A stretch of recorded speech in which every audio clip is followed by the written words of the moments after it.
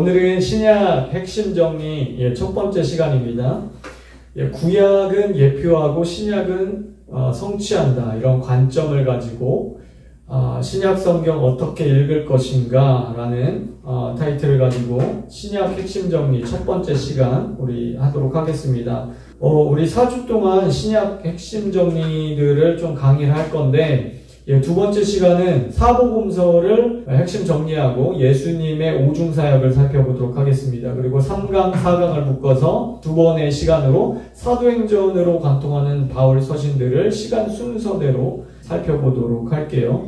자, 먼저 우리가 성경을 더 깊이 이해하기 위해서 몇 가지 알아야 될 것들이 있습니다. 자, 4가지로 정리해서 말씀을 드릴 건데, 첫 번째는 역사예요.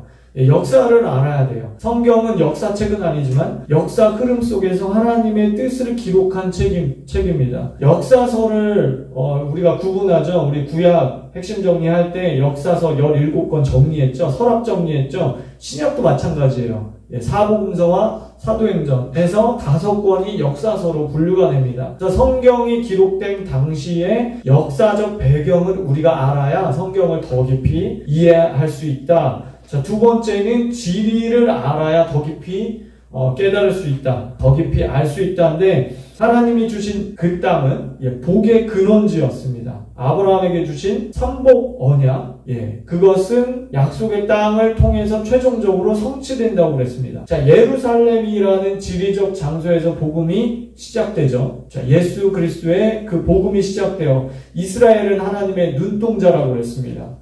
자, 이것은 영적인 말씀이고 동시에 지리적인 말씀이에요. 공간적인 말씀이에요. 그래서 우리가 지리를 조금 알아야 성경을 더 깊이 볼 수 있습니다. 여러분, 하나님은 공간을 중요하지 않다라고 말씀하시지 않았어요. 모세에게 내가 선 곳은 거룩한 땅이니 내 발의 신을 벗으라.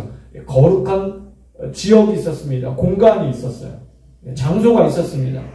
여러분, 지난번에도 말씀드렸지만 이삭을 바쳤던 그 모리아산 위에 훗날 솔로몬이 세운 그 하나님의 영광스러운 하나님의 성전이 그곳에 지어진 거예요.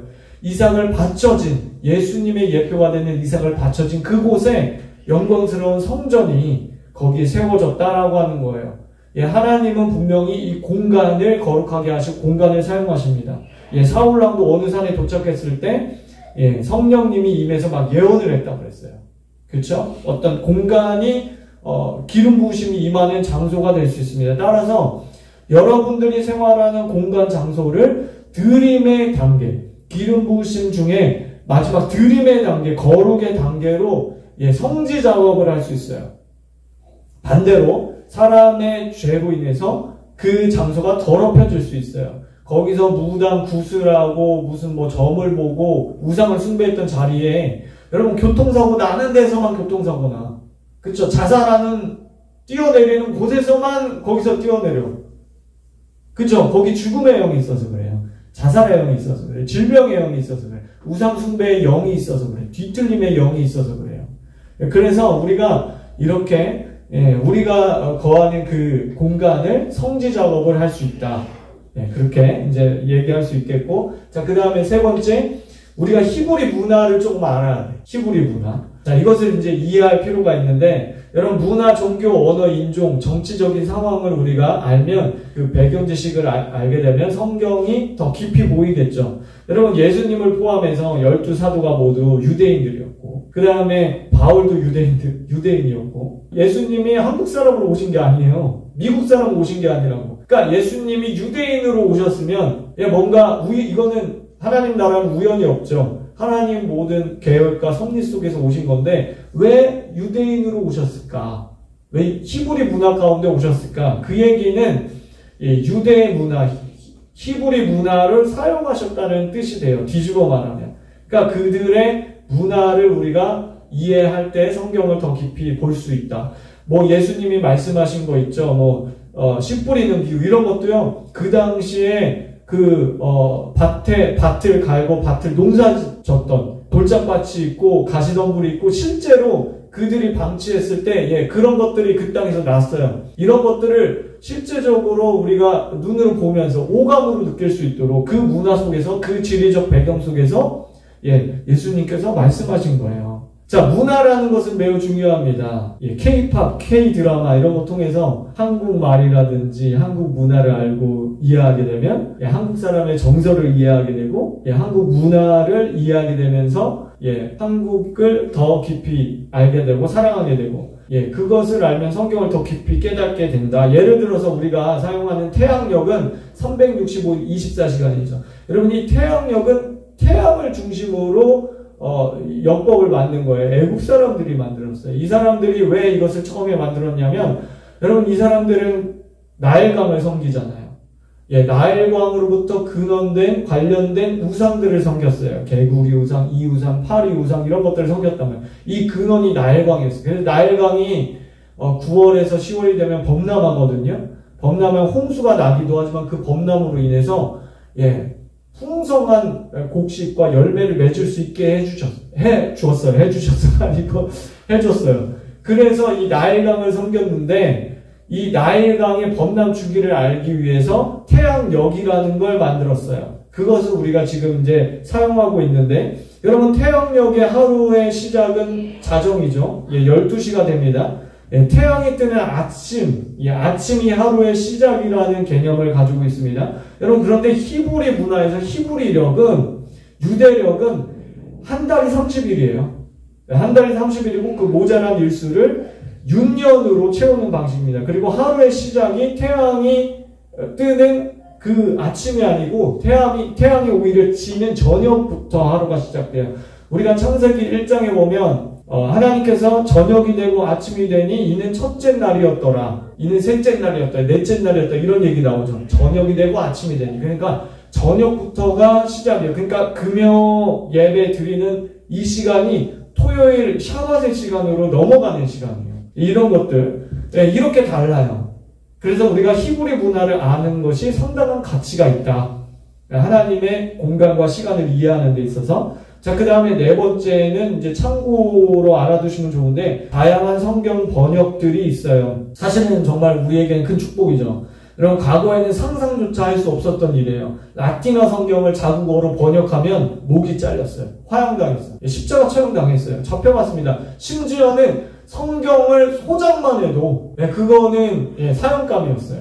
그래서 우리가 정말 엄청난 축복 가운데 우리가 살고 있는 거예요. 정말 행복하고 감사하고 우리가 얼마든지 성경을 소유할 수 있는 다양한 우리가 버전으로, 그것도 히브리어, 헬라어, 원어를 알면 그리고 더 깊은 하나님의 뜻과 계시가 풀어질 수 있습니다. 자, 우리가 보는 개역 한글이나 개역 개정은 원어에서 사용하는 이제 단어나 어구를 가능한 한 유지하려고 노력을 한 성경이고, 그 다음에 현대인의 성경이나 메시지역 같은 거는 이제 자유 번역이라고 해서 현대적으로 의역한 거예요. 의역. 그 다음에 표준세 번역, 쉬운 성경, 우리말 성경 이런 버전들은 역동적 대응 번역이라고 해서 원어 그대로를 수용하려고 노력하는 현대적으로 이제 표기한 것들. 그래서 여러분들이 이런 다양한 번역본들을 통해서 우리가 성경을 입체적으로 또 접근할 수 있는 또 이런 시대, 이런 축복된 시대에 살고 있다라고 하는 겁니다.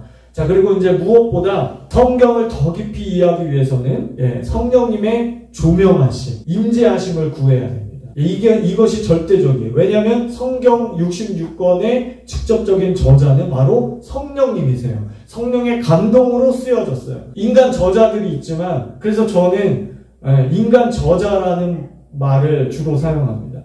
그래서 인간의 성격이나 기질이나 성향을 하나님께서 사용하셔서 그들의 필력이나 교육 수준이나 이런 것들을 사용하셔서 그들 인간 저자를 통해서 쓰게 하셨지만, 직접적인 저자는 바로 성령이다. 성령 하나님이시다라고 하는 거예요. 그래서 우리가 성경을 볼 때 원어, 히브리어, 헬라어를 더 잘 봐야 우리가 더 큰 깨달음이 있고, 더 거기에 기름 부심이 있고, 거기에 뭔가 내 삶이 더 변화되고, 물론 도움은 되겠지만 그게 결정적인 요인은 아니에요.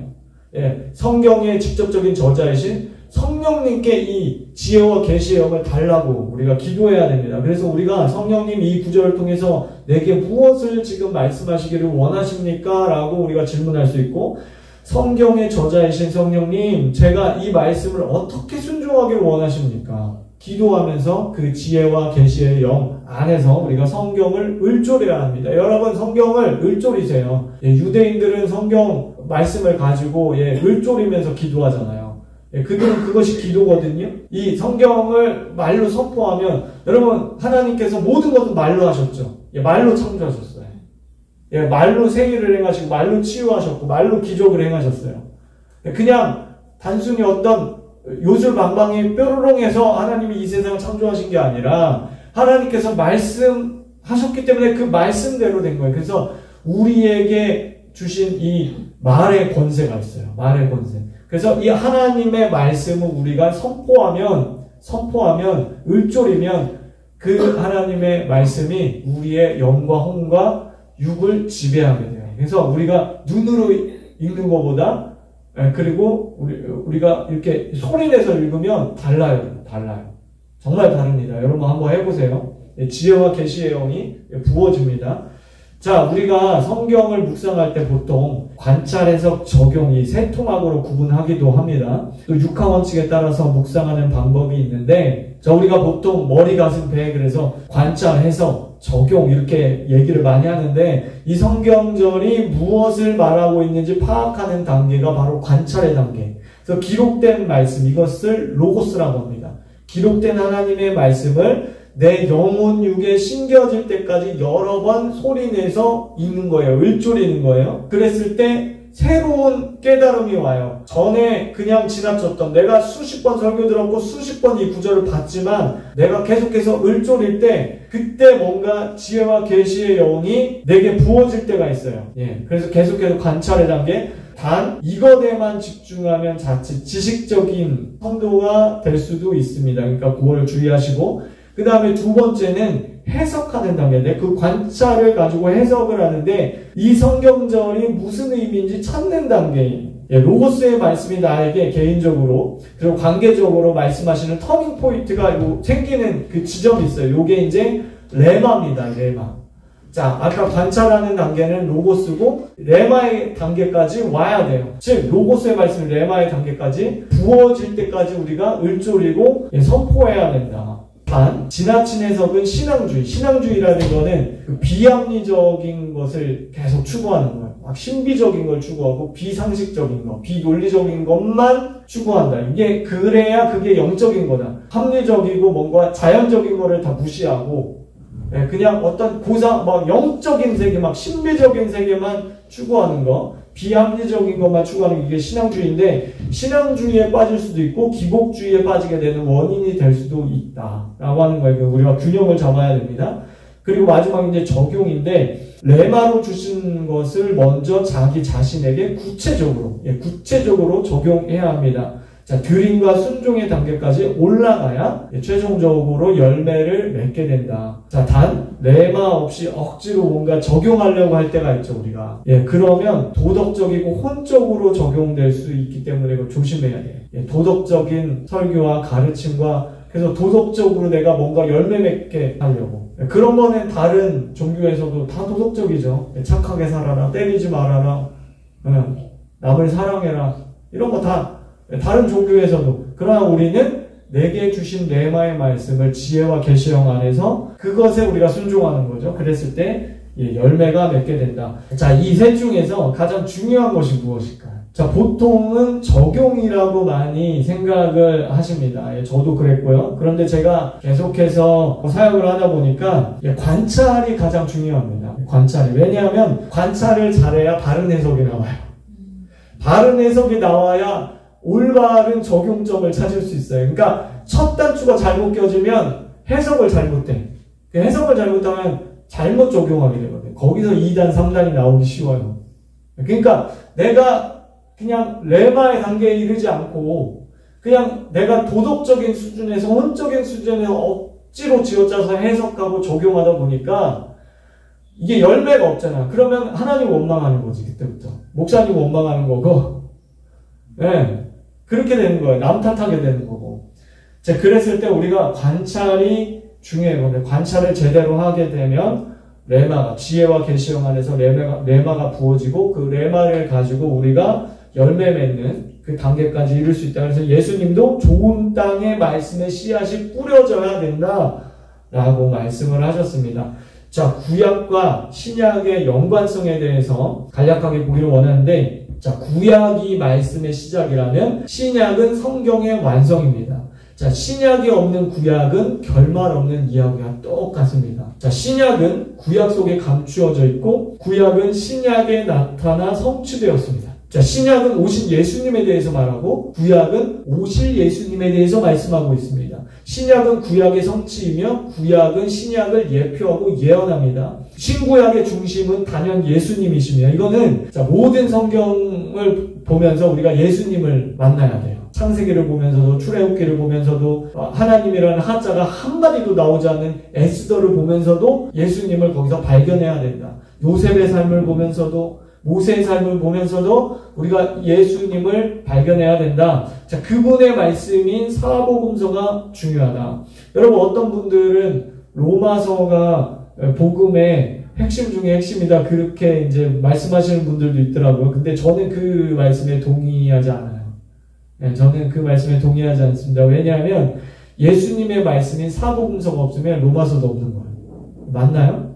논리적으로 제가 맞나요? 예수님의 말씀이 없으면 로마서도 없고요. 바울 서신도 없고 바울도 없는 거예요. 네, 그렇기 때문에 저는 사복음서, 예수님의 말씀, 성경 66권의 중심이고 성경 66권의 핵심이신 예수님, 모든 것이 예수님을 주제로 하고 있는, 그렇기 때문에 사복음서, 예수님의 말씀이 기초다. 저는 그렇게 믿습니다. 그래서 로마서가 바울의 복음의 핵심이 될 수는 있어도 신약 성경의 핵심이라는 말은 저는 믿지 않습니다. 그래서 사복음서가 성경의 핵심이다. 그렇게 이제 저는 믿어요. 구약은 예언하고 신약은 성취한다고 했습니다. 자, 그럼 누구를 예언합니까? 좀 전에 얘기했듯이 예수 그리스도를 예언합니다. 그리고 그분의 모든 말씀과 행하심을 성취합니다. 그래서 우리는 모든 성경을 보면서 예수야를 발견해야 된다고 했죠. 자, 여기 보시면 구약은 성부로부터 시작해요. 신약은 성자로부터 시작합니다. 물론 그 안에 삼위일체 모든 사역들이 일어납니다. 자, 구약은 첫째 아담이 사명을 받았고 신약은 둘째 아담으로 오신 예수아가 사명을 완성하십니다. 자, 구약 속에 시내산 언약을 주시고요. 갈보리 언덕에서 그 언약을 예수님께서 완성하시죠. 그리고 금송아지를 섬기다가 3,000명이 죽임을 당합니다. 그리고 성령 강림 사건으로 인해서 복음이 전해졌을 때 3,000명이 구원받고 생명을 얻어요. 이런 일들이 일어납니다. 이게 다 예표죠. 자, 아브라함과 이스라엘 땅에서 시작된 언약은 교회를 통해서 열방으로 뻗어나가게 됩니다. 이런 것들을 볼 때 구약은 예언적인 기능이 강하고, 자, 신약은 그 구약의 성취적인 관점이 강하다. 이런 것들을 우리가 볼 수 있어요. 그래서 상호 보완적이고 통일성이 있습니다. 그래서 구약 따로, 신약 따로가 아니라, 구약과 신약은 동전 앞뒷면과 같은 것이다. 여러분들이 그렇게 생각을 하시면 돼요. 자, 완전하신 하나님과 완전한 인간으로 오신 신님이신 예수 그리스도. 뭐 이런 개념 자칫 잘못하면 50 더하기 50에서 100 이런 개념이 있을 수 있는데 여러분 그거 아닙니다. 그런 합체 이거 아니에요. 100% 하나님이시고 100% 인간이에요. 그분은 100% 신성, 그분은 100% 인성을 다 갖고 계세요. 이게 논리적으로 이해 안 되죠. 우리 뇌로 설명이 안 돼요. 근데 여러분, 잘 생각해 보세요. 하나님을 논리적으로 설명한다는 자체가 이거는 잘못된 거죠. 여러분, 우리의 인간의 뇌로 하나님을 다 담을 수 있다고 생각하세요? 그럼 담을 수 있으면 그때부터 하나님이 아니야. 하나님은 우리가 다 설명할 수 있다. 우리가 논리적으로, 과학적으로 그분을 다 설명할 수 있다. 그럼 그때부터 하나님이 아니야. 하나님은 우주보다 더 크셔서 여러분 우리 인간이 우주를 측량할 수도 없잖아요. 근데 어떻게 그 우주를 만드신 우주보다 더 크신 하나님을 우리가 논리적으로 설명하겠어? 이따가 사라지는 우리는 안개와 같은데 우리는 시간 안에 갇혀있는 우리가 어떻게 영원에 계신 그분을 설명하겠냐고. 이런 오류에 우리가 빠지면 안 된다고. 내 생각과 어떤 과학으로 모든 것을 다 설명할 수 있다. 여러분 그게 과학주의예요. 과학주의, 과학지상주의. 여러분 이게 잘못된 거예요. 우리가 과학의 도움과 테크놀로지의 이런 도움을 받을 수는 있지만 우리가 그것을 우리가 과학 지상주의로 가면 안 된다라고 하는 거예요. 자, 그래서 예수님은 완전 하나님, 완전한 인간이세요. 이거는 믿어야 되는 영역이에요. 여러분 삼위일체도 이해 안 돼요? 설명 안 돼요? 신학 박사 학위 받으려고 이제 논문을 쓰잖아요. 논문 나는 이제 삼위일체 가지고 논문을 쓰겠다. 논문을 쓰면 항상 결론은 그래서 설명할 수 없다. 그게 결론이 돼야 그 논문이 통과돼요. 이래서 저래서 논리적으로 이렇게 해서 이래서 삼위일체를 설명할 수 있다. 그럼 그거는 잘못된 거야. 그건 이단이에요. 삼위일체는 설명할 수가 없어. 한 분인데 어떻게 세 명이야? 세 명인데 어떻게 한 분이야? 우리의 논리는 설명할 수 없어요. 그러니까 설명할 수 없는 분이 그분이에요. 그러니까 우리가 어떤 유리 상자에다 하나님을 집어넣고 하나님 착하죠? 예, 가만히 계세요. 가만히. 하나님 제가 나오라고 할 때 나오세요. 지금 가만히. 우리가 무슨 내가 주인이고 하나님이 뭐 종이야. 그쵸? 그러면 안 되는 거예요. 그러니까 우리의 이 생각관, 세계관을 변화시켜야 돼요. 그래서 예수님은 완전한 하나님이며 동시에 완전한 인간, 신인으로 이 땅에 오셨다. 자, 구약과 신약을 비교하면 자, 구약은 그림자이나 신약은 실체로 오셨고 구약은 메시아를 기다렸고 신약은 선포되었다. 자, 구약 속의 율법, 성막 등을 통해서 사람과 함께 하셨고 신약은 임마누엘, 우리 가운데 직접 사람으로 오셨다. 자, 구약은 어린 양의 희생제사를 통해서 그분을 예표했고 신약은 그분이 제물이 되셨다. 구약은 왕, 제사장, 선지자, 구약시대에 기름 부음을 받았던 3대 직분이었습니다. 그 직분자를 통해서 일하셨고 신약 속 예수님은 이 3대 직분을 다 행하셨죠. 왕, 제사장, 선지자, 그리고 오중사역, 사도, 선지자, 복음 전하는 자, 교사와 목사로 주님께서 사역하셨어요. 최종적으로 마라나타, 다시 오실 예수님.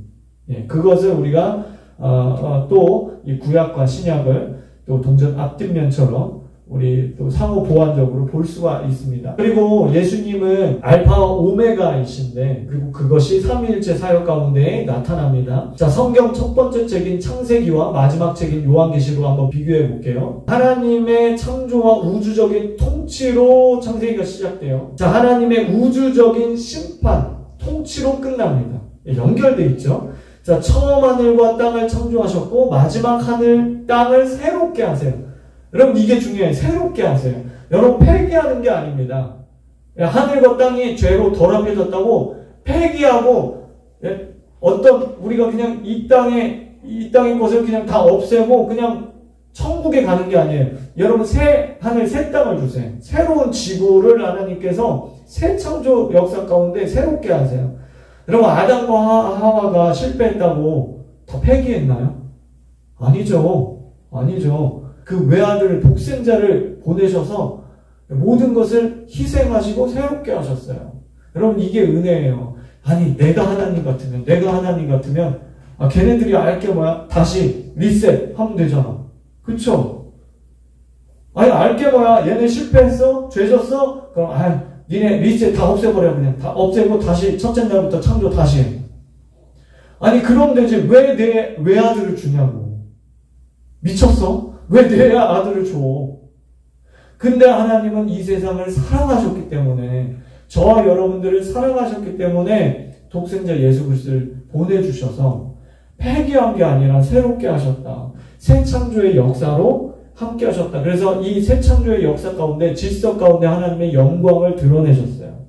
자, 죄로 인해서 낙원을 잃었지만 결국 낙원을 회복하십니다. 생명나무와 네 강이 에덴 동산으로부터 흘렀어요. 자, 생명나무와 보좌로부터 시작되는 생명의 강이 요한계시록 그 보좌에 흐릅니다. 자, 그리고 남편과 아내를 주셨어요. 이것은 교회와 신부와의 관계를 나타냅니다. 자, 그리고 땅과 인간이 저주를 받게 되었지만 사망과 저주가 제거됐습니다. 자, 에덴과 생명나무로부터 추방됐지만 만국을 치료하는 생명나무를 처음과 나중, 알파와 오메가 대신 그 삼위일체 사역들을 우리가 구약과 신약, 창세기와 요한계시록 처음과 끝을 비교하면서 우리가 들여다볼 수 있습니다. 구약 성경 속에 새 언약, 예, 새 언약이라는 건 신약을 말해요. 신약을 주시겠다는 말씀이 여러 번 게시되어 있는데 우리가 몇 구절만 보겠습니다. 자, 예레미야 9장 38절을 보면 견고한 언약을 세워 기록하고라는 요 단어가 있는데 요게 바로 신약을 주시겠다. 예, 이런 말씀이에요.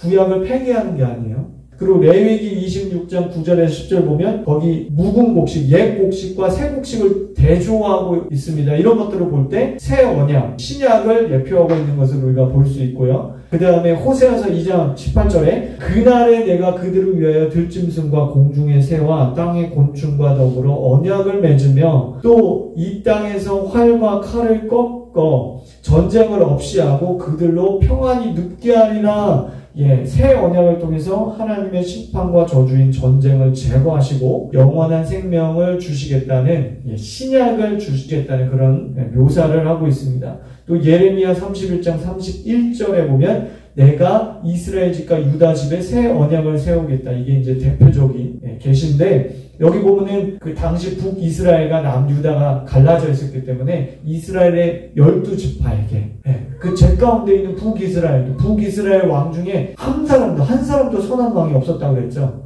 다 여로보암의 길로 행했어요. 다 우상 숭배하고 아합과 이세벨 그럴지라도 하나님이 그들에게 이 새 언약을 주시겠다. 그런 말씀을 하고 계십니다. 그래서 시내산 언약은 돌판에 새겨졌지만 새 언약은 믿는 자들의 마음에 기록하시겠다. 영 가운데 흘려보내겠다. 이런 말씀을 하셨습니다.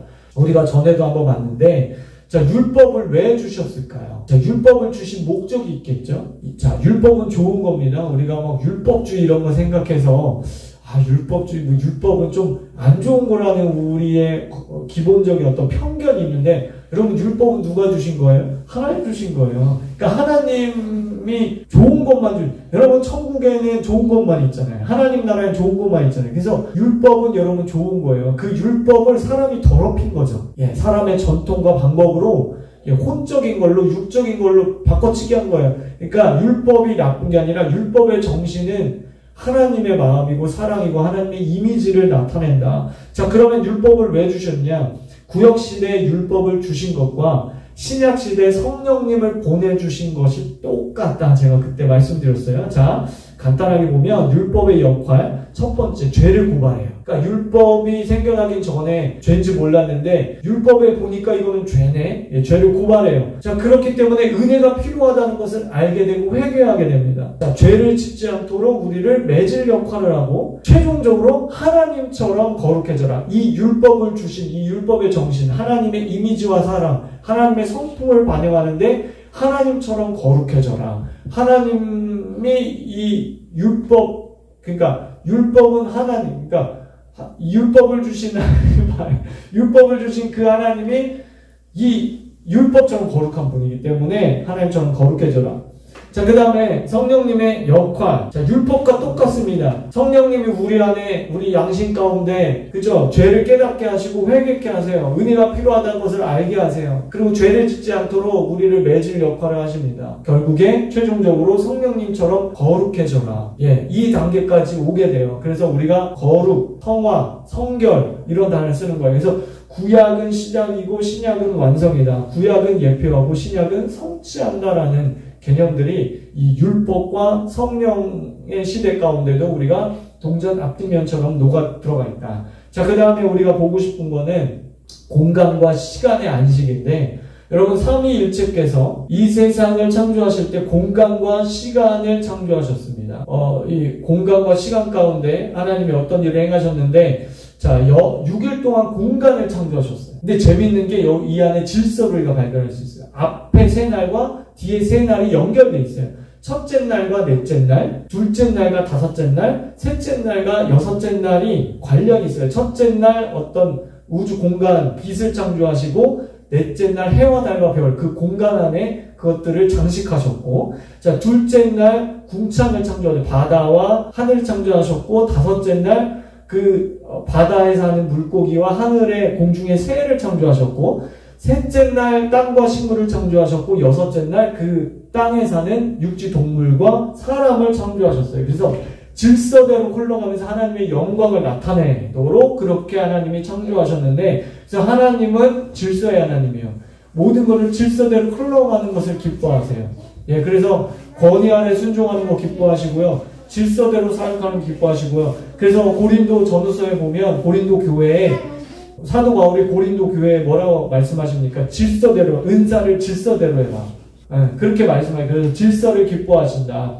일곱째 날 시간을 거룩하게 하셨다. 안식, 샤밧을 주시면서 내 시간 안에 들어와서 안식해라. 샬롬해라. 그래서 우리가 그 사랑하는 사람에게 우리가 그러죠. 아, 내가 오늘 아무개를 위해서 시간을 써야지 이런 얘기를 하죠. 이 시간은 나의 시간이다. 내 시간 안으로 들어와라. 그러니까 너희가 6일 동안 공간 안에서 열심히 일했지. 그러니까 마지막 날은 샤밧은 내 시간 안에 들어와서 너희 삶의 모든 공간까지도 내 안에 들어와서 이 시간 안에서 시간 안에 거하라. 그래서 개신교는 시간의 종교다.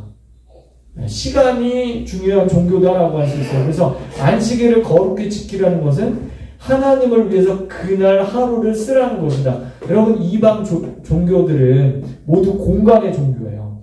예배드리고 장소가 중요합니다. 그런데 장소를 사람이 죄 가운데 더럽힐 수 있어요. 하나님은 사람이 손댈 수 없는 이 시간, 혼자 뭐 미래로 갈 수 없고 과거로 갈 수 없고, 그쵸? 똑같이 주어진 이 시간, 사람이 손댈 수 없는 이 시간을 거룩하게 하시고 그 시간 안에서 너희를 만나주겠다. 물론 이 장소적으로 기름 부음이 있는 장소가 있다고 아까 말씀드렸지만, 그래도 그 핵심은 그 장소가 어디 안에 들어올 때 하나님의 시간이라는 그 성소, 시간의 성소 안에 들어올 때 그 장소도 거룩해진다라고 하는 거예요. 그래서 우리 개신교는 시간의 종교를 할 수 있다. 때가 참에 하나님이 그 아들을 보내셨다라고 할 때 여기서 때가 찼다, 시간이 됐다, 이 말씀은 원어로 보면 시간, 계절, 시즌이 충만하고 가득하고 완성돼 지금 나타났다 이런 뜻이에요. 계절이 바뀌어서 지금 완성돼서 나타났다. 그러니까 하나님의 시간표 안에서 공간 가운데 그것이 나타났다, 드러났다, 완성됐다 이런 뜻이에요. 그래서 하나님의 공간의 섭리는 당시 헬라어와 발전된 도로망을 사용하셔서 복음이 보다 빠르게 전파되도록 역사하셨다. 읽어볼게요. 시작. 하나님의 나라는 통치 개념이다. 자, 하나님의 나라는 이미 시작되었으나 아직 완성되지 않았다. 자, 우리는 예수 그리스도의 초림과 재림 사이의 중간 시대에 살고 있습니다. 여러분, 구원론도 마찬가지예요. 요즘 우리 주일날 구원론 계속해서 우리 말씀 증거하고 있는데, 여러분, 구원도 시작이 있습니다. 그리고 과정이 있고 완성이 있다고 그랬죠. 그래서 구원이 지금 과거에 시작됐다면 현재 두렵고 떨림으로 그것을 이루어 순종하며 행함 있는 믿음으로 살아가는 것이 맞는 것입니다. 그리고 믿음의 결국 구원에 완성될 것입니다. 그것을 우리가 확신하는 거죠. 자, 그 다음에 우리가 볼 게 신구약 중간 시대인데, 자, 여러 종파들이 있어요. 여러분, 성경을 보다 보면 구약 말라기까지 딱 읽고 신약 마태복음 딱 넘어오면서부터 갑자기 어떤 게 생겨요. 뭐 회당이라는 단어라든지 바리새인, 사두개인 이런 것들이, 이런 단어들이 생겨나잖아요. 그래서 신구약 중간 시대가 약 한 400년 정도 되는데, 중간 시대 때 이런 것들이 다 생겨난 거예요. 신약 사복음서 들어가기 앞서서 이런 개념들을 우리가 잠깐 살펴보고 가기를 원하는데, 제국들 틈바구니에 흩어져 있던 그 유대인들이 자신들이 살고 있는 그 지역에 회당이라는 것을 만들고 거기에서 말씀을 배웠어요. 말씀을 가르치고, 그래서 회당 중심으로 유대인들이 살아갔다. 그래서 그래서 바울이 회당을 중심으로 복음을 선교 사업을 했습니다. 거기에서 구약을 이미 배우고 알고 있던 그들에게 가서 신학적인 어떤 설명하고 구약을 가지고 복음을 전하는 그런 전략을 가지고 있었는데, 예수님께서도 공생의 사역 시작하면서 회당에 들어가셔서 그 이사야서 말씀, 희년의 말씀, 은혜의 해라는 건 희년인데 희년의 말씀을 선포하시고 공생의 사역을 시작하시죠. 또 제사장 집안의 하스몬 왕가가 마카비 혁명을 통해서 독립운동을 이 시기에 합니다. 요거는 이제 넘어갈게요. 자, 그 다음에 우리가 역사적인 기록들을 우리가 좀 보기를 원하는데, 예수님 당시에 살았던 요세푸스라고 하는 유대 역사가가 있었어요. 이 사람은 굉장히 이 분야에서 권위자예요. 권위를 인정받고 있는 사람인데 요세푸스가 여러 종파들의 특징을 잘 이제 기록했어요. 자, 먼저 우리 바리새인에 대해서 이렇게 기록하고 있습니다. 바리새파 사람들은 생활 수준을 단순화하고 사치와 낭비하는 생활을 싫어한다. 그들은 율법을 철저히 따르며 그들에게 주어진 계명에 순종하는 것을 무엇보다 중요한 일로 여긴다. 그들은 모든 것이 운명에 의해서 이루어지고 있는 것을 당연하게 여긴다. 사람들이 죽은 후에는 그 사람이 살아있을 동안의 행위에 따라 영원한 감옥에 갇히게 되고 새 삶을 살 수 있는 관문을 쉽게 통과하게 된다고 믿었다. 예, 이 사람들은 철저하게 율법을 중심으로 쉽게 말하면 종교인이라고 할 수 있습니다. 그 다음에 사두개파의 교리는 다음과 같다. 그들은 영원히 몸과 함께 죽었다고 생각하며 철저하게 율법에 있는 것만 준수하려고 한다. 그리고 지혜를 추구하는 철학 교사들과 논쟁하는 것을 미덕으로 여긴다. 굉장히 종교적이면서도 굉장히 혼적이고 육적이에요, 이 사람들. 정치하는 사람들과 이렇게 결탁되어 있고요. 그 다음에 굉장히 기회주의자들. 예. 영혼의 부활이나 천국이나 지옥 이런 걸 믿지 않았던 사람들이에요. 그러니까 종교인의 테두리 안에 있으면서도 말씀을 믿지 않았어요. 천국과 지옥을 믿지 않았고 영혼의 존재, 천사와 마귀 이런 걸 믿지 않아요. 굉장히 그러니까 오늘날로 말하면 굉장히 무신론에 가까운 사람들이에요. 되게 좀 복잡한 사람들인데 설명하기. 자, 그 다음에 에세네파가 있어요. 성경에 나오지 않지만 우리가 에세네파 한번 보기를 원하는데 에세네파의 교리는 모든 것의 근원을 하나님의 손에 두고 있다. 그들은 의롭게 되기 위해서 끊임없이 노력해야 한다고 믿었다. 그들은 자기들끼리 제사를 따로 드렸으며 모든 재산을 공동으로 소유하며 결혼도 하지 않고 이렇게 사는 사람들의 수는 당시 4,000명이 넘는다. 꽤 많았죠. 이 사람들은 바리새인들보다도 더 극보수 종교인들이라고 할 수 있겠습니다. 이 사람들은 그 영적인 것은 선한 거고 육적인 것은 세상적이고 악한 것으로 보았어요. 굉장히 이원론적으로 보았어요. 그래서 결혼은 어떤 육적인 것이기 때문에 영적인 것이 아니기 때문에 결혼도 이건 악한 것이다. 그래서 결혼도 하지 않고요. 이 사람들은 운둔 생활을 했습니다. 광야나 어떤 동굴에 가서 거기서 늘 기도하고 말씀 읽고 금식하고 그래서 영적인 것만 추구하면서 그것이 좋은 것이다, 선한 것이다. 그래서 운둔 생활을 했습니다. 예, 그런 이유 때문에 침례 요한, 세례 요한도 광야에서 생활했죠. 그래서 어떤 사람들은 침례 요한도 아마 에세네파였을 것이다 이렇게 이제 추측을 하고 예수님의 12제자 중에 그 침례 요한의 제자의 일부가 또 예수님의 또 제자로 가잖아요. 그래서 예수님의 제자들 중에 이 에세네파 그 다음에 열심당원도 있었고 이 사람들은 운동권, 테러 일으키고 이런 사람들 그런 종파들이 다양한 종파들이 공존하면서도 서로 반목했어요. 교리적인 이유와 종교적인 이유로 반목을 했습니다. 자, 이들이 남긴 이제 성경 두루마리가 있어요. 그래서 1951년도에 발견이 됐습니다. 쿰난 사본 또는 사회 사본이라고 했는데 이전에는 성경학자들이 늘 성경을 보면서 우리가 갖고 있는 성경 원본은 다 없어졌어요, 여러분. 원본은 지금 남아있지 않아요. 그래서 그 사본들이 계속해서 사본들이 남아있는데 우리가 히브리어나 헬라어는 숫자값이라는 게 있어요. 우리는 숫자값이 없죠. 기역, 니은, 디귿의 숫자, 기역은 1, 니은은 2, 디귿은 3 이렇게 숫자값이 없잖아요. 근데 히브리어 알파벳에는 이 숫자값이라는 게 있어요. 그래가지고 성경을 옮겨 적을 때 예를 들어 시편 1편을 서기관이 옮겨 적었어. 다 필사해서 옮겨 적었어. 자, 그러면은 한자라도 오타가 있는지 없는지 확인하기 위해서 숫자값 다 더해보면 되죠. 그쵸? 그래서 옮겨 적을 때 오류가 없도록 하기 위해서. 그래서 2000년 동안 이 원본은 없어졌지만 이 사본이 가치가 있는 게 원본만큼 가치가 있는 게 그런 이유 때문에 그래요. 그렇지만 이 성경학자들이 우리가 사본만 있으니까 뭔가 불안하잖아. 불안 요소가 있잖아.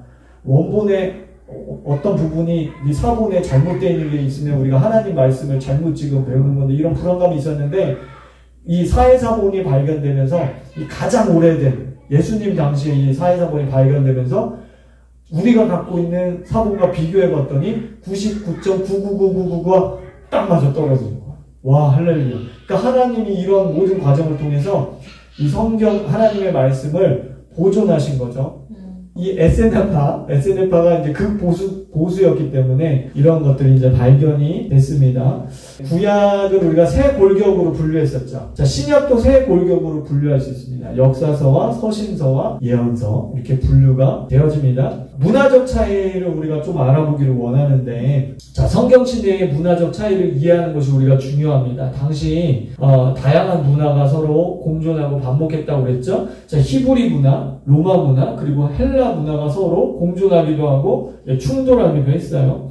자, 첫 번째는 이거 비교해 보는데, 히브리인들은 과거적인 성향이 있어요. 그래서 우리가 구원받았다, 치유받았다 할 때 그냥 과거형으로 말하는 거예요. 믿음은 대부분 성경 하나님의 말씀 과거형으로 되어 있어요. 현재 진행형으로 되어 있기도 하고. 그러니까 구원이 완성되는 건 미래의 일이지만, 그쵸? 우리가 천국 가는 건 미래의 일이죠. 그러나 구원받았다, 과거적이기 때문에 그래요. 예, 이런 것들이 우리의 믿음을 증가시켜주는 요인이에요. 이런 히브리적인 개념, 문화적인 것들로 우리가 복음서가 쓰여졌기 때문에, 성경이 쓰여졌기 때문에.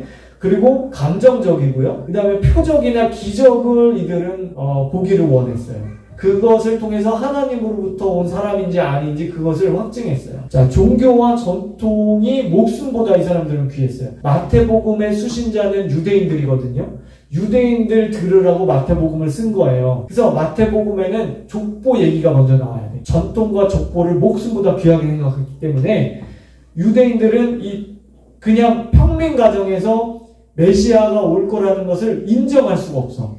용납을 못해. 그래서 예수님은 아브라함의 후손일 뿐만 아니라 다윗 왕가의 후손이다. 그분이 구세주 메시아다라는 거를 족보를 통해서 유대인들에게 먼저 가르쳐줘요. 그래야 그들의 마음을 열 수가 있는 거예요. 그래서 족보가 나오는 거예요. 자, 로마인들은 현재가 중요했습니다. 자, 의지가 이 사람들은 강한 사람들이었고, 그리고 웅장하고 화려한 건축물이 중요한 사람들이었어요. 자, 그리고 제국으로서 당연히 지배적이었겠죠. 자, 황제가 곧 하나님이었어요. 굉장히 육적이고 굉장히 세상적이다, 이렇게 이제 볼 수가 있는 거죠. 헬라 문화가 있는데 신약시대 당시 이제 로마가 다스렸지만 여전히 헬라가 세계 공용어였고, 헬라 문화가 모든 이 지중해 이 문화가 뿌리 깊게 독보적으로 미래적이고, 자, 이 사람들은 지식, 지혜를 그노시스, 최고의 가치로 여겼어요.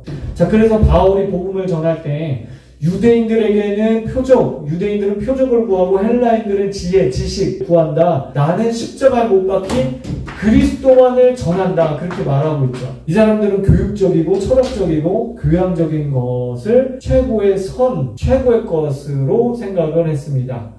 그리고 문화 중심적이었죠. 우리가 서양 문화 할 때 그 뿌리는 헬라식 사고방식이 있어요. 정반합, 굉장히 논리적이고 지적인 것을 추구하고 이런 것들이 다 이제 헬라 문화에서 시작됐다라고 봐도 돼요. 그래서 우리 한국식 교육도 사실은 헬라식 교육이다. 그래서 우리가 서로 본론 결론 이게 편하잖아요. 그쵸? 이게 깔끔하고. 근데 히브리 문화는 제가 그랬죠. 퐁당퐁당이라고. 이 얘기했다가 갑자기 저 얘기했다가 이 얘기했다가, 그런데 서로 또 연결되기도 하고요. 아니면은 단절되기도 하고. 그래서 바울 서신에 보면은 교회와 신부 얘기, 하나님의 신부 얘기했다가 남편과 아내 얘기했다가 전신갑주 얘기했다가 영적 싸움 얘기했다가 거기서 결론 끝내. 교회 얘기했다가. 그러니까 이게 퐁당퐁당이라 그래요. 이 사람들은 창의적이라. 그래서 우리가 이런 것들이 많이 달라요. 그래요. 히브리사. 네, 좋겠다. 그래서 이런 관점, 우리가 이런 개념을 가지고 있어야 됩니다. 자, 근데 이 문화적 차이를 제가 왜 보여드렸냐? 제가 이 얘기하려고요. 자, 공간복음의 차이를 이해할 때 이 문화적인 배경들이 이렇게 녹아 들어가 있어요. 참 재밌게도. 여러분, 이런 것들을 이제 이해하면서 사복음서 중에 공간복음을 우리가 보기로 원하는데, 공관복음이라는 건 뭐냐면 같은 관점을 가지고 기록했다는 뜻이에요. 그래서 마태, 마가, 누가복음이 이제 공간복음인데, 이거는 귀납적으로 쓰여졌어요. 귀납적으로 쓰여졌다는 건 뭐예요? 이래서 결론 이렇다. 결론이 이렇게 되는 거거든. 그러니까 예수님이 이런 말씀하셨지, 예수님이 이런 기적 행하셨지, 예수님이 이렇게 하셨지, 그렇기 때문에 결론적으로 예수님이 하나님의 아들이다. 이런 관점을 가지고 마테마가 누가가 쓰여졌어요. 근데 요한복음은 달라요. 요한복음은 연역적으로 쓰여졌어요. 결론 먼저 빵 터뜨려.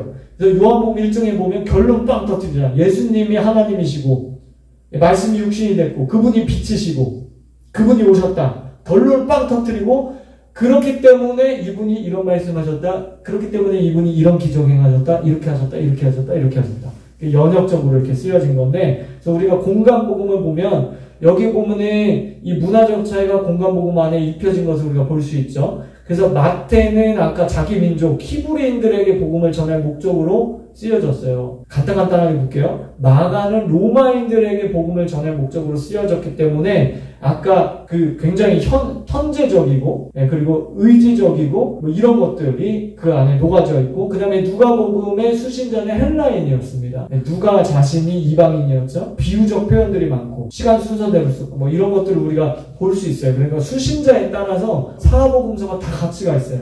내용이 겹치는 거 이런 것들이 많지만 하나님께서 사복음서가 독특하게 다 필요했어요.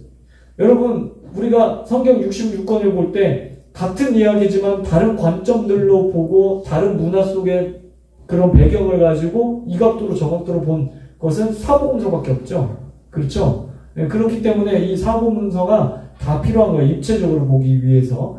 자, 요 사복음서 얘기는 다음 시간에 또 할 거니까 자, 간단하게 넘어갈게요. 자, 그 다음에 우리가 얘기하고 싶은 게 세계관의 차이를 간단하게 짚어드리기를 원하는데, 자, 우리는 한국 사람, 미국 사람, 중국 사람 이렇게 하잖아요. 근데 유대인들의 개념은 유대인, 이방인 두 백성으로 나눠요. 유대인과 유대인이 아닌 사람, 이방인 이렇게 두 그룹으로 나눕니다. 그래서 히브리인의 세계관은 하나님이 절대 위치에 계시고 그 다음에 다른 피조물, 그러니까 천사, 마귀, 인간, 동식물, 물질세계 이것들을 이렇게 하나님과 하나님 창조하신 피조세계로 철저하게 이제 나누는 이런 세계관을 가지고 있습니다. 그리고 헬라인의 세계관은 자, 보이지 않는 세계와 보이는 세계로 나눕니다. 그러니까 영적인 세계, 보이지 않는 영적인 세계, 거기에는 천사도 있고 악령도 있고 하나님도 거기 그 안에 있어. 신들이 뭐 다양하죠. 뭐 남자신, 여자신 서로 뭐 결혼도 하고 뭐 이혼도 하고 심지어 뭐 재혼도 하고 네, 뭐 신이 결혼해 둘이 결혼해서 신도 낳고 뭐 낳은 신하고 또 결혼하고 뭐 엉망진창이에요. 그러니까 인간 사회나 그 신들 세계나 거의 뭐 보면은 똑같아. 거의 뭐 신이라고 뭐 더 좋고 뭐 이럴 게 없어. 그러니까 이렇게. 그리고 이제 인간, 동물, 물리적인 세계 이렇게 나눠 있어요. 그래서 우리가 히브리적 관점을 갖는 게 중요하다. 자, 우리가 용어를 간단하게 우리 살펴볼게요. 자, 성경에 이런 용어들이 나올 때 우리가 한 번쯤은 정리를 할 필요가 있습니다. 자, 에바와 스아는 곡식을 측량하는 단위. 호멜, 고르, 희는 액체를 측량하는 단위. 아유 복잡해라, 그죠? 규빗은 많이 익숙하죠. 그래서 건물이나 거리를 측정하는 단위고, 그 다음에 화폐 단위가 있는데 이게 좀 복잡해. 자, 달란트, 문화, 렙도는 헬라식 단위였고, 데나리온, 고드란트는 로마식도 단위야. 그리고 우리가 세겔이라고 들어봤는데, 우리가 엄밀히 말하면 세겔은 무게 단위예요. 그냥 화폐 무게를 재는 거예요. 금 몇 세겔, 은 몇 세겔, 달란트 몇 세겔 이런 거지, 세겔이 어떤 화폐 단위는 아니고 화폐의 무게를 측량하는 게 세겔이다. 정확히 말하면 그렇습니다. 자, 하나님의 두 가지 계시가 있어요. 첫 번째는 특별 계시. 이거는 성경 66권. 이것을 우리가 정경이라고 합니다. 정경, 캐논이란 말이 여기서 나왔어요. 자, 우리 개신교는 신구약 정경 66권만을 하나님의 말씀으로 인정합니다. 특별 계시만을 인정을 해요. 자, 그리고 일반 계시라는 게 있어요. 이거는 자연 계시라고도 해요. 그 자연 만물을 보고 어렴풋이 하나님을 더듬어 알 수 있도록 이 세계 가운데 하나님의 어떤 이미지와 이런 것들을 반영해 놓으셨다. 그렇죠? 그래서 자연 계시, 일반 계시라고도 합니다. 그래서 이런 정경화 작업을 통해서 초대교회 교구들이 정경, 외경, 그래서 정경에서 탈락한 것들 외경. 이제 외경은 거짓 문서는 아니에요. 예. 근데 하나님의 말씀은 아니에요. 역사적인 사실이나 하나님의 말씀은 아니다.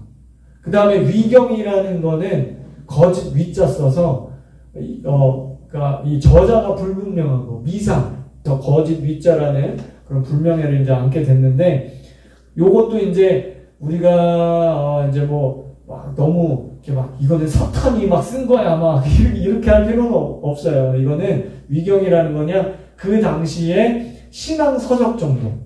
그러니까 신앙 서적은 자기 얘기잖아. 자기 신앙 얘기고 자기 신학 얘기고 자기 설교 얘기잖아.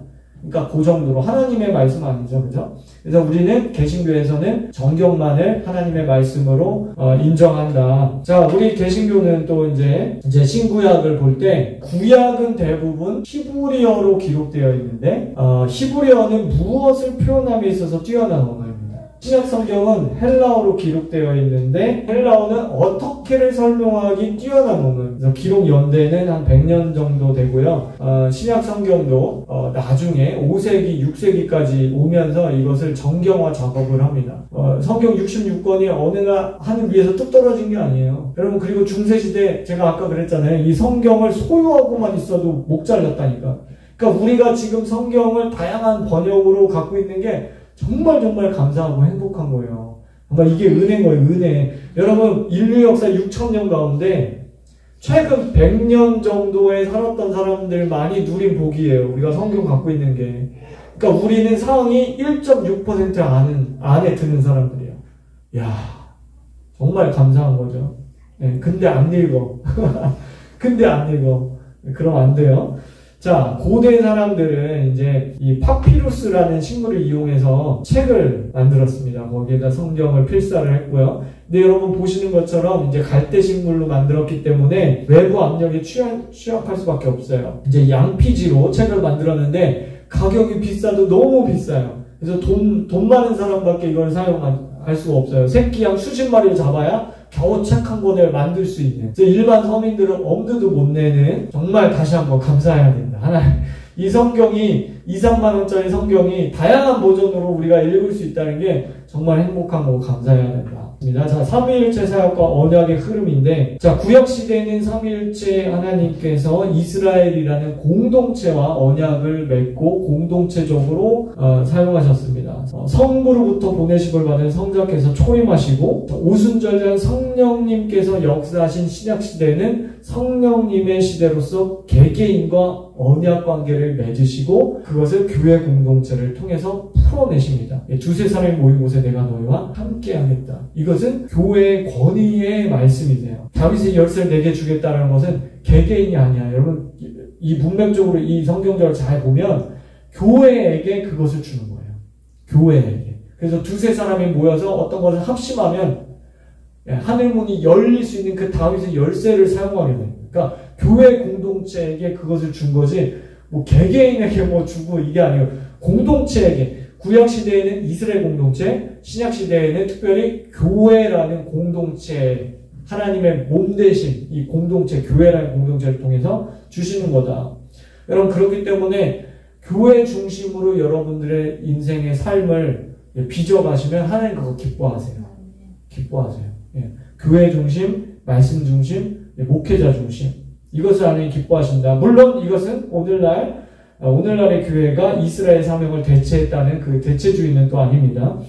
자, 우리가 구약 속의 뇌생물과 사복음서를 간단하게 보면, 자, 연관성이 있습니다. 구약 에스겔 1장에 환상 속에 사람, 사자, 황소, 독수리의 얼굴을 가진 어떤 뇌생물의 존재가 나와요. 이 뇌생물은 하나님 편에서 일하는 하나님의 천사였습니다. 자, 이것이 신약 성경의 기초인 사복음서와 연결되어 있습니다. 사람의 사역은 누가복음을, 사자의 사역은 요한복음을, 황소의 사역은 마가복음을, 독수리의 사역은 마태복음을 뜻합니다. 여러분, 요거는 다음 주에 또 사복음서 할 때 할 거니까 그때 자세히. 오늘 이제 이것을 통해서 이제 얘기하고 싶은 거는 구약과 신약의 어떤 연관성과 연결점이 있다. 동전 앞뒷면과 같은 것이다. 우리가 분리해서는 안 된다. 이런 초점이 있기 때문에 잠깐 소개해드리고 넘어가겠습니다. 우리 7대 절기를 가지고 우리가 신약 핵심 정리 첫 번째 시간을 결론 맺기를 원하는데, 여러분, 구약은 예언하고 신약은 성취함의 관점으로 오늘 계속해서 우리가 쭉 강의를 해왔는데, 여러분 7대 절기가 또 이것을 예수님을 예표하고 구약과 신약을 연결해주는 아주 중요한 열쇠 역할을 합니다. 여러분 율법에 이스라엘 백성들이 지켰던 7대 절기가 나오죠. 자, 이것은 세상 끝날까지 영원한 규례로 지킬지라 라고 하나님께서 예수님의 재림 때까지, 세상 끝날 때까지 지키라. 너희가 구약시대, 이제 신약시대에는 이것을 지키지 않아도 돼, 이것이 아니라, 물론 이 신약시대에는 신학적 관점으로 지키는 거예요. 구약시대 예표적인 기능을 했던 그 시대의 방법으로 지키는 것이 아니라, 신약의 관점 뭡니까? 계속해서 말씀드렸죠. 성취적인 관점을 가지고 이것을 우리가 지킬 수 있어요. 우리가 구약시대에는 몸으로 지켰지만 신약시대에는 마음의 생기라고 했잖아요. 마음으로 우리가 이것을 지킬 수 있다는 거예요. 왜냐하면 이 절기는 모두 예수님과 그분의 사역을 예표하고 있기 때문에 그래요. 자, 보시면 유월절, 무교절, 초실절, 오순절, 나팔절, 대속절, 초막절 이렇게 해서 7대 절기인데 7은 완전수입니다. 하나님의 숫자이고 충만한 수고, 그래서 7대 절기인데, 여러분 6월절이라는 건 뭡니까? 어린 양의 피를 문설주에 발랐죠. 죽음의 영이 넘어갔죠. 구원받았죠. 구원이 시작됐죠. 이것이 6월절이에요. 어린 양이신 예수님의 십자가의 죽으심으로, 여러분 예수님이 달리신 그날이 정확히 6월절이었어요. 맞죠? 성취하셨어요. 정확히 성취하셨어요. 그래서 6월절에 돌아가셨고요. 무교절에 무덤에 장사되셨어요. 정확히. 그리고 첫 열매를 드렸던 초실절에 부활의 첫 열매가 되시는 주님께서 정확히 초실절에 부활하셨어요. 우연이란 없습니다. 정확히 하나님의 이 시간표 안에서 주님께서 죽으시고 장사 지내시고 부활하셨다. 그리고 오순절 동남풍이 불고 서북풍이 불어줘야 오순절날 이제 추수가 시작됨에 있어서 곡식이 추수되고 열매가 자란다고 그랬죠. 정확하게 오순절 마가의 다락방에 급하고 강한 바람처럼 성경에 말씀하고 있어요. 그래서 성령님이 강림하셨어요. 오순절날. 그래서 영혼을 추수하셨어요. 추수의 계절로 안에 바꾸셨어요. 그리고 나팔절은 전쟁이나 소집할 때 이 나팔을 붑니다. 또 뉴 시즌을 알릴 때 나팔을 불어요. 새날이 됐다, 희년이 됐다 이랬을 때 나팔을 부는데, 여러분 예수님이 재림하실 때 어떻게 되죠? 천사들이 나팔을 불어요. 뉴 시즌, 예수님 재림하실 때 나팔을 분다고. 여러분 그래서 이 나팔절은 예수님의 재림을 예표합니다. 자, 그리고 대속제일은 1년에 한 번 대제사장이 지성소로 들어가서 그 피를 뿌림으로 인해서 1년 동안의 모든 죄를, 이 공동체적인 죄를 하나님 앞에 사함을 받고 깨끗함을 입는 그 날입니다. 그러니까 7대 절기 중에 가장 중요한 날이에요. 자, 이 대속제일 누구를 잡죠? 바로 예수 그리스도. 희생 제물이 되시는 예수 그리스도가 대신, 그 숫양 대신 예수 그리스도가 잡힌 거예요. 그리고 어떻게 됐어요? 예수님이 돌아가시는 그날 휘장이, 지성소와 성소를 나눴던 그 휘장이 위에서부터 아래로 갈라졌어요. 찢어졌어요. 그것은 막힌 담을 다 하셨다. 이제 1년에 한 번씩 이 대속제를 지내지 않아도 된다는 거예요. 종교적으로 행함으로 지내지 않아도 된다는 거예요. 예수님께서 다 이루셨다는 거예요. 찢어졌어요. 그것도 위로부터 아래로 찢어졌어요. 은혜는 위로부터 내리는 거예요. 기름 부심은 위로부터 내리는 것입니다. 그래서 이것은 또 최종 심판, 속죄받는 날로 그렇게 예표됩니다. 그리고 마지막 초막절인데 장막절이라고도 합니다. 장막을 쳐서 그 안에서 이제 들어가 생활하는 건데, 이것은 천년 왕국을 의미합니다. 하나님의 그 장막 안으로 들어오는 것을 말해요. 천국 안으로 들어오는 것을 말합니다. 주님께서 이루신 구원의 완성을 또 얘기하고 있어요. 그래서 6월절부터 시작된 이 구원의 파노라마가 초막절, 구원의 완성으로 끝납니다. 자, 이 모든 것이 누구로부터 시작되고 끝난다? 예수 그리스도, 알파와 오메가 되시는 예수 그리스도로 시작하고 끝난다.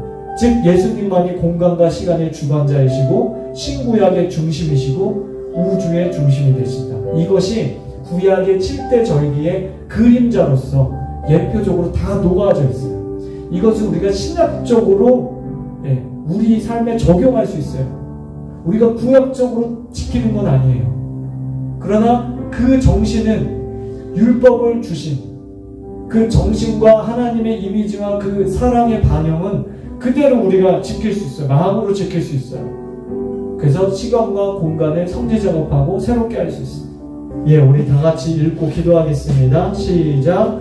구약은 예수 그리스도를 예표하고 신약은 예수 그리스도의 성취입니다. 우리 신앙의 중심도 예수 그리스도이십니다. 아멘. 예, 그분을 따르십시다. 그분 안에 거하십시다. 그분 안에서, 말씀 안에서 걸어가십시다. 예, 그분의 제자가 되십시오. 작은 예수들로 살아가십시오. 작은 예수들이 예수의 이름으로 일어날지어다. 아멘. 내 안에 예수님으로 가득 차게 하여 주시옵소서. 우리 같이 기도하겠습니다. 하나님 아버지, 구약 속에 예수 그리스도를 계시하여 주셨고, 하나님 아버지, 신약 성경을 통해서 그 예수님이 우리에게 어떻게 오셨고, 하나님 어떤 사역을 하셨고, 우리에게 어떻게 본을 보이셨고, 어떤 모델과 어떤 스승이 되셨는지 하나님 아버지 우리에게 가르쳐 주심을 감사합니다. 하나님 아버지, 또한 주님께서 이러한 하나님 선지자로서 왕으로서 제사장으로서 이 땅에 사역하셨을 뿐만 아니라 우리에게 오중 사역을 가르쳐 주시고, 하나님 교회 공동체에게 다윗의 열쇠를 허락하여 주시며, 두세 사람이 내 이름으로 모인 곳에 내가 너희와 함께 하겠다는 그 말씀의 계시 속에 하나님 아버지, 이것이 비밀이나 하나님 아버지, 남녀가 합하여 한 가정을 이루는 것도 두세 사람, 하나님 아버지, 교회 공동체도 두세 사람, 주님께서 하나님 제자들을 파송할 때도 둘씩 짝지어 하나님 아버지 파송했듯이 하나님 두세 사람이 연합하여 모인 곳에 그 공동체 가운데 다윗의 열쇠를 주시고 하늘의 권세를 주시고 하나님 원수 마귀를 멸할 수 있는 권세를 우리에게 허락하여 주셨음을 감사합니다.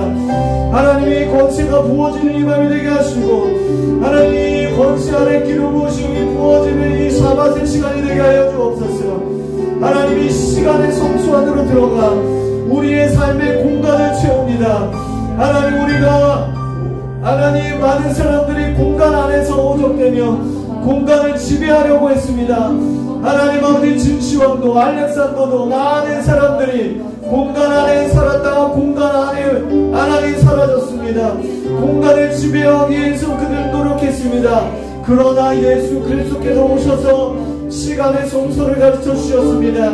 하나님 거룩한 시간 안에 머물러 가르쳐 주셨습니다. 안식일의 주인이라 말씀하여 주셨습니다.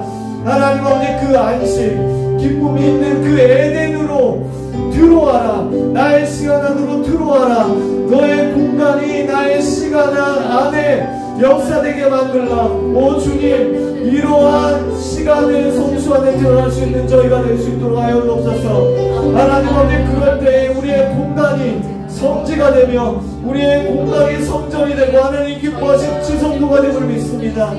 하나님 우리의 삶이 필드에 하나님 아버지 볼리앗이 들어있다면 하나님 예수 그리스도의 그 능력으로 하나님 아버지 예배자들이 일어나